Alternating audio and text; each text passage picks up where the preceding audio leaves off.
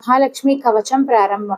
अस्य श्री महालक्ष्मी कवच मंत्रस्य ब्रह्म ऋषिः गायत्री छन्दः।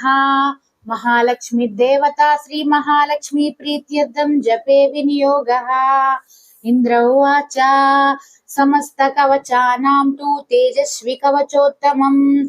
आत्मरक्षणमारोग्यं सत्यं त्वं ब्रूहि गीष्पते। श्री गुरुरुवाच महालक्ष्मास्तु कवचं प्रवक्ष्यामि समासतः। चतुर्दशसु लोकेषु रहस्यं ब्रह्मणोदितम्।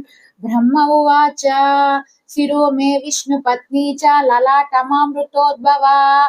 चक्षुषी सुविशालाक्षी श्रवणे सागराम्बुजा। भ्रूनं पातु वरारोहो जिह्वा मम्नाय रूपिणी। मुखं पातु महालक्ष्मी कंठं वैकुण्ठवासिनी। कंदौ मे जानकी पातु भुजौ भार्गवनन्दिनी। बाहुद्वौ द्रवणी पातु करौ हरिवरांगना। वक्षः पातु च श्रीदेवी हृदयं हरिसुन्दरी। कुक्षिं च वैष्णवी पातु नाभिं भुवनमातृका। कटिं च पातु वाराही संकिनी देवदेवता। ऊरू नारायणी पातु जानुनी चन्द्रसोदरी। इंदिरा पातु जंगे मे पादौ भक्तं समस्कृता। नखान् तेजस्विनी पातु सर्वांगं करुणामयी। ब्रह्मणालोकरक्षार्थं निर्मितं कवचं श्रिया। ये पठन्ति महात्मन्ते च धन्या जगत्प्रये। कवचेन वृतांगानां जनानां जयदा सदा। मातेव सर्वसुखदा भवत्वमरेश्वरी। भूयः सिद्धिमवाप्नोति पूर्वोक्तं ब्रह्मणा स्वयं। लक्ष्मीर्हरिप्रिया पद्मा ये तन्नामत्रयं स्मरन्। नामत्रयमिदं जप्त्वा स याति परमां श्रियं। यः पठेत् स च धर्मात्मा सर्वान् कामान् अवाप्नुयात्। इति श्री ब्रह्म पुराणे इंद्रोपदिष्टं श्री महालक्ष्मी कवचं समाप्तम्।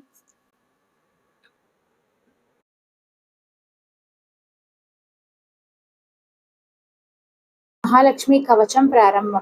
अस्य श्री महालक्ष्मी कवच मंत्रस्य ब्रह्म ऋषिः गायत्री छन्दः।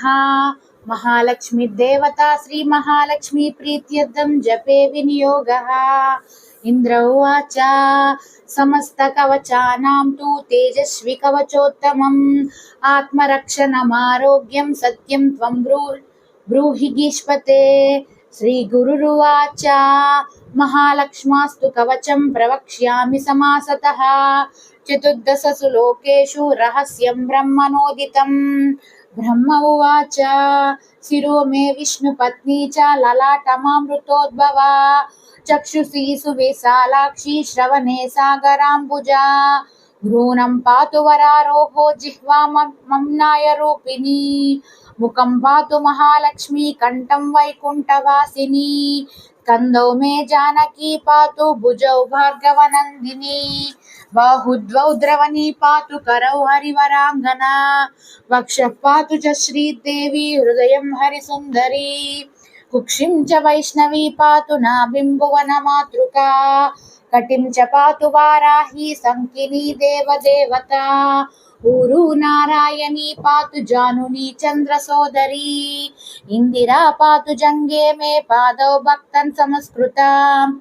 नखान् तेजस्विनी पातु सर्वांगं करुणामयी। ब्रह्मणालोकरक्षार्थं निर्मितं कवचं श्रिया। ये पठन्ति महात्मन्ते च धन्या जगत्प्रये। कवचेन वृतांगानां जनानां जयदा सदा। मातेव सर्वसुखदा भवत्वमरेश्वरी। भूयः सिद्धिमवाप्नोति पूर्वोक्तं ब्रह्मणा स्वयं।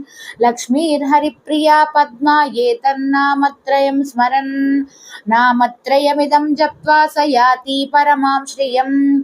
यः पठेत् स च धर्मात्मा सर्वान् कामान् अवाप्नुयात्। इति श्री ब्रह्म पुराणे इंद्रोपदिष्टं श्री महालक्ष्मी कवचं समाप्तम्।